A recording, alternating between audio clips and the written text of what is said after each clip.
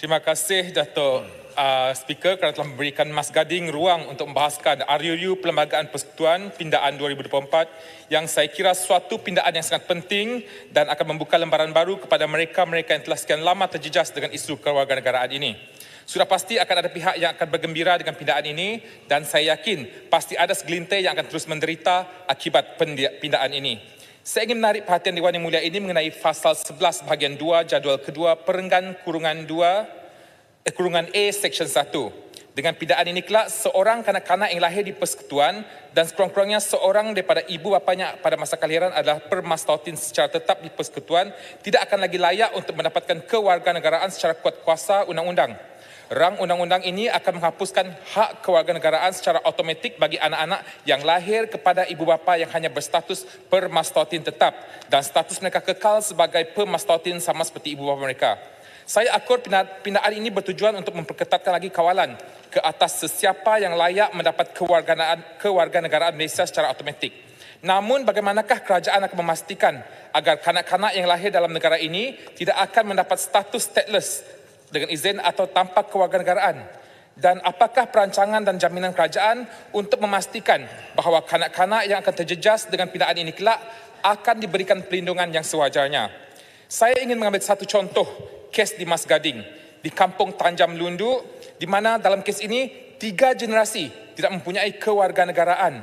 Hanya kerana pemohon generasi pertama iaitu Si Datuk, Encik Kelahak anak Dennis yang lahir pada tahun 1952. Tidak mempunyai dokumen lengkap kerana beliau diangkat daripada Indonesia, daripada keluarga di Malaysia sejak kecil.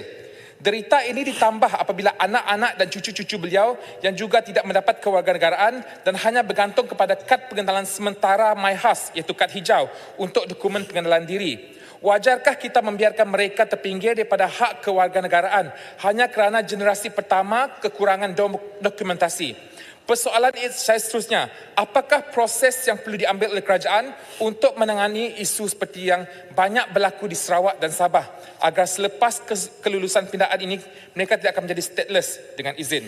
Di sini saya ingin senaraikan secara ringkas kes-kes yang berkaitan dengan isu kewarganegaraan di Mas Gading yang menyebabkan permohonan tidak diluluskan atau masih lagi menunggu kelulusan. Yang pertama, dokumentasi yang kurang atau musnah ataupun hilang. Yang kedua, sijil kahwin yang tidak diiktiraf. Yang ketiga, perkahwinan adat yang tidak diiktiraf dan tidak berkahwin secara sah. Yang keempat, anak yang ditinggalkan atau anak angkat. Kelima, lewat pendaftaran perkahwinan. Yang keenam, lewat pendaftaran kelahiran. Yang ketujuh, pasangan bukan warga negara disenarai hitam kerana terkait masalah visa.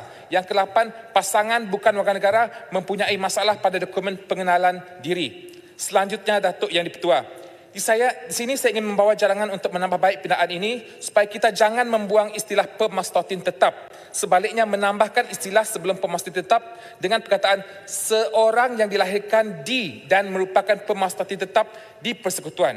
Maksudnya kita masih boleh memberi hak kewarganegaraan secara automatik kepada anak-anak yang lahir di dalam persekutuan asalkan salah seorang ibu bapa permastautin tetap tersebut juga lahir di Malaysia.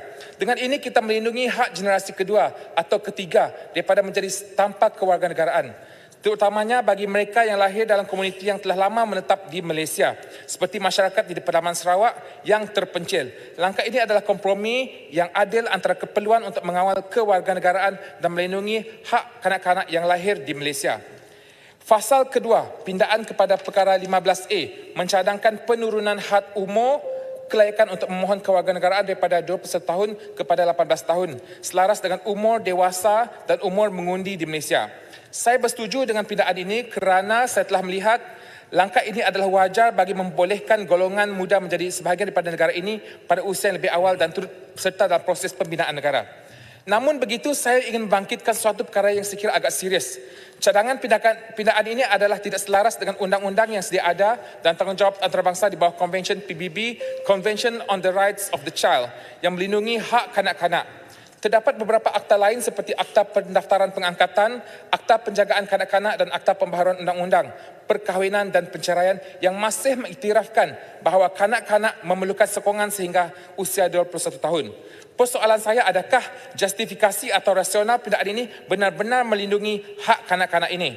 Saya juga ingin mencadangkan agar sekiranya pindaan yang dicadangkan ini diluluskan, beberapa pindaan tambahan kepada Perlembagaan Persekutuan iaitu pertama, untuk menyediakan tempoh peralihan selama 3 tahun iaitu sehingga 1/1/2028 sebelum penguatkuasaan subsection 15-2, 15A, 19-1, 19-2, 23-1, 23-3 dan 26A yang mengurangkan umur dari 21 tahun ke 18 tahun. Yang kedua adalah garis masa selama 1 tahun akan ditetapkan di bawah perlembagaan bagi agensi kerajaan untuk membuat keputusan terhadap permohonan kewarganegaraan. Namun begitu, Mas Gading menggesa agar agensi kerajaan mesti diwajibkan secara undang-undang untuk memberikan alasan bagi penolakan permohonan kewarganegaraan supaya proses ini lebih telus dan adil. Banyak kes di mana permohon menerima surat dengan jawapan tidak berjaya, namun tidak disertakan sebab mengapa permohonan tersebut tidak berjaya dan telah datang ke pejabat pusat khidmat kami untuk memohon bantuan bagi proses rayuan. Perkara terakhir yang ingin saya bangkitkan di sini ialah mengenai fasal 4 RUU yang bertujuan untuk memotong perkara 16A, iaitu perlembagaan persekutuan yang mana sebelum ini memberikan hak kewarganegaraan kepada mereka yang tinggal di Sabah dan Sarawak sebelum Hari Malaysia. Walaupun pindaan ini dilihat sebagai langkah untuk menyelaraskan undang-undang, namun begitu pihak kementerian belum secara jelas membuktikan bahawa tidak ada lagi terdapat penduduk pribumi yang merupakan penduduk asal di Sabah atau Sarawak pada Hari Malaysia yang masih tidak mempunyai pendaftaran kelahiran yang sah serta dokumentasi kewarganegaraan. Masalah berkaitan pendaftaran kelahiran dan kewarganegaraan sebenarnya masih terus membelenggu individu dalam komuniti pribumi tertentu di Sarawak dan Sabah, seperti dalam komuniti Penan, Kayan, Kenyah dan Lun Bawang di Sarawak dan di kalangan komuniti Lun Layih dan Murut di Sabah. Atas dasar ini saya membangkang sekeras-kerasnya pindaan fasal 4 ini selagi pihak kementerian masih belum dapat memberikan bukti dan jaminan bahawa sudah tidak ada wujud lagi penduduk pribumi Sarawak dan Sabah yang tidak mempunyai pendaftaran kelahiran yang sah serta dokumentasi kewarganegaraan. Saya menggesa agar Kementerian Dalam Negeri bekerjasama dengan pihak NGO yang khusus memperjuangkan isu kewarganegaraan ini. Datuk Ibu Ketua, Rang Undang-Undang Perlembagaan Pindaan 2024 ini adalah salah satu langkah besar ke arah memodernkan undang-undang kewarganegaraan kita. Dengan mengambil kira permasalahan yang dibangkitkan ini, kita boleh memastikan bahawa pindaan ini benar-benar memberi manfaat kepada semua lapisan masyarakat tanpa mengabaikan mana-mana golongan yang memberikan perlindungan tambahan. Oleh itu, saya menyeru agar pihak kita menyokong pindaan ini dengan sedikit pengubahsuaian dan penambahbaikan dengan mengambil kira pelbagai masalah seperti yang telah saya nyatakan tadi serta situasi yang dihadapi dalam proses permohonan supaya kita dapat mencapai matlamat yang untuk membina sebuah negara yang lebih adil, inklusif dan harmoni. Sekian, terima kasih. Terima kasih Yang Berhormat Mas